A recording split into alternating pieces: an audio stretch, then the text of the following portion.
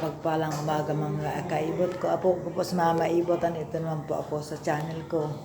Huwag niyong kalimutan na ang aking channel. Subscribe lang po ang channel ko po. I-like lang po at share pang sa nagpapasalamat ako sa Lord kasi kahit na ganitong pandemic, pero nandito pa rin po tayo. Malakas pa rin po kahit po nanghihina, pero lumalakas pa rin po dahil po sa kabutihan po ng Diyos. Dito po ang gawa po ito ng lupiang sangay kasi birthday po ngayon aking apo na si ng apo ko po. Wala nga po akong regalo, pero regalo ko sa kanya pag-ibig galing sa Panginoon Jesus. Kasi alam ko, mga material na bagay lahat yun naubos, pero pag-ibig galing ni Kristo andyan po para sa ating mga puso. Si Kristo lang po ating pag-ibig. Siya po ang nagkabal sa atin ng tapat at walang katumbas na kapalit. Mga kaibot ko, nandito ako. Gagawa ako ng lumpia Shanghai at tanggalin ko muna ito mga kaibot. Kahit ako nandito, masaya pa rin ako sinakasama ko aking apo. Uwi na sana ako sa Cavite, kaya lang pandemic pa lang ngayon, lockdown pa. Uwi sana ako doon sa amin sa Bacoor kasi na-miss ko na rin yung apo ko rin doon. Dalawa at saka yung aking bahay na babayaan ko na.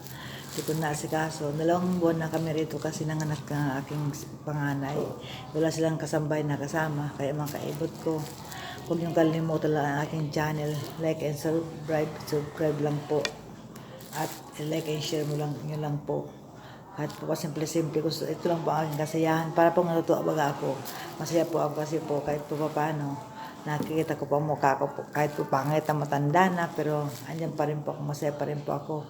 Welcome po kayong lahat sa akin, sana po tulungan niyo po ako na dumami po to kasi ito po dumami. Tulungan ko po sa aking nanay, may sakit po ang nanay ko ngayon nasa Bacoor po. Wasap po siya kahapon, pahit na po kasi 84 years old na po kasi si mamay, may sakit po siya, stroke po siya noong mga ilang taon na po, pero ngayon po, kahapon po, kaya pala sabi niya po sa akin noong ilang araw na, buhay na daw po ako sa Cavite kasi na-miss na rin daw po ako. At wala po siyang kasama magkape sa uting umaga po kami lalo magkasama. Maligo kasama ko po siya. Ngayon po na-miss niya siguro po ako. Kahapon po tumawag po ako. Ayun pala may sakit na dahil naday pero lang po. Dito po kasi 2 buwan na po ako. 3 buwan na kami po sa Riyaya. Kaya mga kaibot ko, sana po tulungan niyo mo ako. Ipag-pray na mo ako po ang buhay ni mamay kasi love na love ko po siya, manlamal ko po ang aking ina. Mga kaibot ko, kayo lang po, kayo makalimot sa panalangin kasi ito pong pandemic po ito. Ito po siguro ating ng Panginoon sa atin na para huwag natin siyang kalimutan. Lagi natin siyang panalangin na magtiwala po tayo sa Kanya sa Kanya ipagkatiwala po natin ating mga buhay. At lagi po tayo natin sa Kanya ating mga suliranin. Lahat ng problema man ito, katagutom, virus, salot na ito natin sa ating mundo, sa ating bansa. Ang crisis na ito, nahirap na ang buong mundo sa nangyari po itong pandemya pong ito mga kaibot ko. Magtulong-tulong po tayo manalangin mga kaibot. Huwag niyo po kalimutan yung Awit 91, at saka po yung Colossus 4:2, at saka po yung Thessalonian, 1 Thessalonian 5 po, 16 to 18 po mga kaibot. Huwag niyo po makalimot sa panalangin. Palagi po tayong manalangin na kahit po ganito ang buhay natin, ang ating po talagang tagapagtanggol ang Diyos lamang, wala na pong iba. Hindi po kayo na kahit po sinong tao. Basta tandaan po natin ang Diyos lamang po ang ating tagapagligtas. Siya po ang Diyos na dakila at tapat sa kanyang pangako. Mga kaibot ko, tulungan niyo po kasi panalangin. Lahat po tayong manalangin araw-araw. Kahit po sa gito nga sa gabi na balik na ulit sa ang mundo natin ang normal kasi nahihirapan na po tayong lahat. Nilang po kayo, pati po rin kami, hirap na po kami, wala po kayong mga hanap buhay, maigi po yung mga yaman at kahit po paano kumakain naman po tayo sa araw-araw. Hindi palagkulang palagi pong sapat ng biyaya ng Diyos dahil po sa awit 23:1 po talaga, napakabait po talaga ng Diyos sa atin. Lagi po siyang sapat na ibigay sa atin. Siya po ating pasun na nagkukulang. Mga kaibot ko, huwag kayong makalimot sa panalangin bago matulog. Pasalamat sa Panginoon dahil buhay pa tayo. At huwag natin hayaan na tayo ay maalin lang ng dyablo. Huwag tayong manghina na kailangan natin bagay matag sa pananampalataya at matili sa Kanya, sa ating Panginoong Hesus. Sila ang ating tagapagligtasan. Sanggalang natin siyang matibay na sanggalang. Sa awit 46:1. Kaya mga kaibot ko, tulungan niyo ako, tayong sama-samang manalangin. Nabigyan ulit tayo ng kagalakan, kalakasan, at patawarin tayo sa mga kasalanan natin. Sila ang ating pagkatilaan natin mga buhay, mga kaibot ko. Huwag po tayo mag-alala o mga ambaman. Basta tayo, tandaan natin ito, lahat tayo ay manalangin. Po, salamat. Lugad na itong ating masuliranin sa Panginoon. Walang iba siyang makakatulong sa atin, siya lamang. Mga kaibot ko, Nalulungkot nga ako at uwi naman ako ng Bacoor, pero hindi naman pwede dito ako palagi kasi hindi naman itong aking bahay. Nakikipasya lang po ako ito. Bala lang po sa aking anak. Doon po ang aming bahay sa Bacoor. Nai-miss na rin po ako ng aking nanay na may sakit. Kaya gusto ko na rin umuwi. Mga kaibot, pray lang po tayo palagi. At ipag-pray niyo po ang aking nanay na si Lina Basi Baldonado na ang kagalingan niyo po ay fast recovery po, mga kaibot ko. Mahal na mahal ko po ang nanay kong yun kasi mahal na mahal niya po kami lahat ng magkapatid kahit po lagi mga pasaway kami kapatid ko, pero siya po hindi po siya kasawang kumal sa amin para po siya yung bigay sa atin ng Ama na si Jesu Cristo na kahit po mga pasaway tayo, hindi siya kasawang mahalin tayo. Ganyan po ating mga nanay sa awit 139 po 14 to 16 po, basahin po natin yung palagi. Tandaan po natin ang pag-amal po ng Diyos sa atin. Grabe po talaga po. Ganyan po ating mga magulang, ating pong ina. Mga kaibot, please subscribe my channel po. Like and share lamang po. At patuloy po ako sa inyong bayo kayong magkikipag-usap sa iyo. Ito lang po ang aking libangan, mga kaibot. Tulungan niyo naman po ako ng aking mga panalangin. Sama-sama po tayong patuloy ng manalangin po na ating mundo ibalik na sa normal, ating bansa ibalik sa normal. Baging maayos na po tayo mahirapan sa lahat po ng bagay dahil ang Diyos lamang po nakakamin ito. Hindi po ito natin kaya. Hindi po kaya ito ng ating Panginoon, ng ating Presidente. Si Jesus lang may kaya nito. Sila naman po may kaya nito na magbigay sa atin ng kapayapaan, katiwasayan matapos na po itong COVID po nito. Dahil suwasalang tapos sa ating mundo.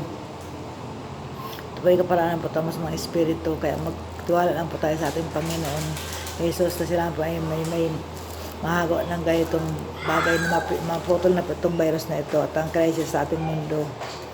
Patuloy po tayong magpagkatulatan ng mga buhay. Ang buhay po natin sila po nakakaalam. Lalo na po ako. Lahat po tayo magpagkatulatan ating mga buhay sa Kanya. At magdiwala po tayo at mag-ingat po tayo matibay na pananampalataya sa Kanya. Dahil siya po magbigay sa ating matibay na pananampalataya.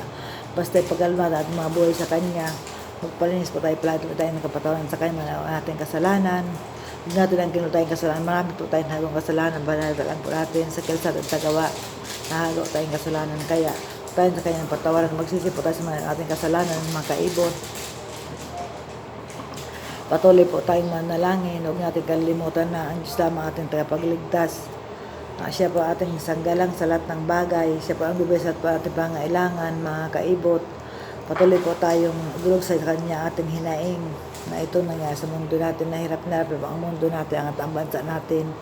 Mga kaibot ko, magkaisa po tayo sa pananampalataya, maging matag tayo at manatili tayo sa pananampalataya sa Kanya. Patuloy po tayo magmahal ng pakumbaba, magbigayan at sana naman ang ating mga kapatiran, ating mga kakilala na may mga kaya, mga mayayaman. Sana naman maalala na mga kahirapan ng mga laging hirap sa buhay na hindi sa magsawang tumulong din. Mga kaibot ko, huwag kayong magsawa sa panalangin. Bagkus lalo kayo maging matatag sa panampalataya at mananalig tayo sa Diyos. So, siya lamang ating tagapagligtas. Siya lamang ating manggagawa na siya'y makakilos, maputol na itong virus na ito ng COVID-19 na ito na patuloy na lumalaganap sa ngayon. Magmuli tayong habag at tawa sa Kanya, patuloy tayo sa Kanya, ilog ang ating makasalanan, magsisisi po tayo. Kasi ito na po ang nangyayari po sa mundo natin. Ito na po natin kalain na bigla itong dumating sa atin. Diyan po ito sa pahayag. Alat po ito, nasa Revelation po, mangyayari po sa ating mundo. Dumating na nga po, kaya patuloy po tayo magtiwala sa Panginoon Jesus na ipanalangin po natin ang ating bansa at ilog po natin sa Kanya na awa po sa kahabagan naman po tayo ng ating Diyos na ating sa manlika po natin, mga kaibot. Patuloy po na tayong umasa sa Kanya, sa Kanyang kabutihan, ang Kanyang kadakilaan lamang po ang mangyari po sa ating mga kaibot. Ako po aliw-aliw ko lang po ang sarili ko kasi sa ngayon po talaga pong hirap sa buhay sa ngayon. Di po natin alam kung saan po tayo pupunta. Kasi sa ngayon po, kahit po pang mga transportation po, hirap po mga tayo sumakay. Katulad po sa amin, uwi po kami ng Cavite, hirap po kayo kung paano po kayo uuwi. Kasi po hirap po talaga ngayon, may mga checkpoint po talaga. Napakahirap pa Diyos lang ako nakakalam sa amin kung paano kami uuwi ng Asingko. Kasi hirap talaga ngayon magsakay kayo, mamasahiro. Kung walang pambayad, di ka makakasakay na mga private kayo mga kaibot. Ipag-pray niyo po na makauwi na po kami ng Asingko sa aming lugar sa Bacoor. Kasi nintay din pa ako ng aking dalawang kambal. May kambal pa rin po ako doon. Ang nanay ko may sakit. Tutulungan ko po ang nanay ko. Kasi pag doon po ako, Siya ako po nag-asikaso sa kanya. Nang na-stroke po siya noon, ako rin po sa akin po siya umuwi. Ngayon po, may sakit naman po siya. Wala pa akong mga kapatid doon. Lagi po silang mga wala. Mga kaibot ko, please subscribe my channel po. I-like mo po nyo lang po at i-share po ang aking pong channel. Tulungan nyo po ako, mga kaibot ko. Ito po, magawa po ko ng panggawa po ng lumpia mamaya kasi ang aking apong si Sian, birthday niya po. Kahit po konting handa, meron po kasi parang masilang po ang bata, ang apo ko. Bigyan po siya ng lola niya nanay ng panghanda, kaya lang po pandemya po ngayon. 7 years old na po siya, kaya lang po may pandemic po ngayon, hindi po siya pwedeng maraming tao po sa kanilang bahay. Kaya kahit simple lang pong celebration, meron po siyang handa kahit po konti. Kasi yun na po talagang balak. Maganda sana po ang celebration ng batang ito ngayon na birthday. Kaya lang po may pandemya. Kaya simple lang po. Basta lang po kami kumain. Na kahit po konting handa. Okay na po yun. Basta po ang virus po kasi ngayon kumakalat. Mayroon po kasi ang virus na kumalat. Iba po tao kasi ang kalamuha natin ngayon yung mahirap po. Kaya ito lang po kami mag-handa. Kahit po konting handa lamang. Basta lang po masamay lang po ang bata. Mga kaibot ko. Patuloy po tayong manalangin, huwag niyo pong kalilimutan. Panalangin lamang po ating sanggalang ng virus pong ito naputol na po sa ating sa mundo po, mga kaibot. Ito po si Mama Bibot po, huwag niyo pong kalilimutan aking pong channel, Mama Bibot. Please subscribe my channel po, like and share lamang po mga kaibot. Pagkapi lang po ako.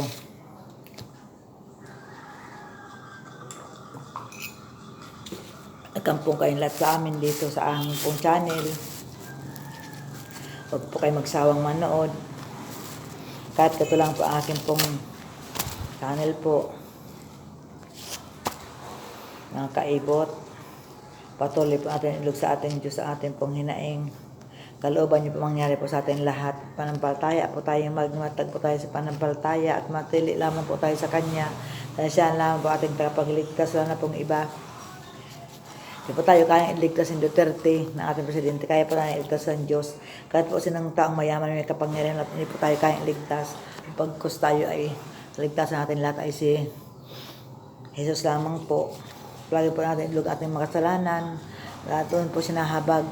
Kumikilos po talaga sa pagtayo pinagpakumaba sa Kanya at lumapit po sa Kanya na may pamababang loob po, mga kaibot.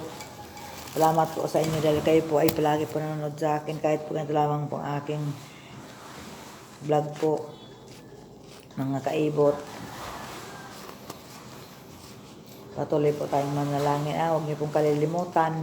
Lamang po ang aking niling po sa inyo. Kasi ako po talaga po palagi nanalangin kasi alam ko po na yun lang po aking gabay, aking tagapagligtas ang panalangin. Pat ang kanyang salita lamang po ay panghawakan natin ang salita niya. Ay matibay po natin panlaban ang kanyang salita. Huwag niyo pong kalilimutan ang salita ng Diyos. Dahil yun lang po ating Diyos na ating pamuhay po natin ang salita po ng Diyos. Salita niya po. Mga kaibot. Patuloy po natin ipanalangin palagi ang buong mundo at ang bansa po natin. Napatuloy na po Panginoon na ipatuloy niya pong napatuloy po dalangin na putol na po itong virus na ito sa nangyari po sa ating mundo. Panalangin po natin na kahit po sa likod lamang po. Tayo po yung pasalamat na kahit po ganito po ang nangyari po sa ating mundo. Patuloy po tayong pasalamat. Huwag lang po tayong pasalamat kung kaano mayroon po tayo sa ngayon. Tanggapin po natin malug sa ating mga puso. Dahil ito po ay kalooban ng isang nangyari po sa ating lahat. Lug natin na ito may babang loob sa Kanya. Dakilang Diyos na milikha na langit at lupa, Panginoon Hesus Kristo, dakilang Ama, narito naman po kami umaga na lulog po naman sa iyo. Namin pong mahilang na ito at nagkapasalamat po kami ng maraming din pong salamat na kahit po dumating lang po itong pandemya pong ito, hindi po kami naapektuhan. Kayo po pinag-ingat po sa amin, nililingat niyo po kami, kayo po aming mga gabay, kayo po aming proteksyon, dakilang aming milikha na langit at ang lupa.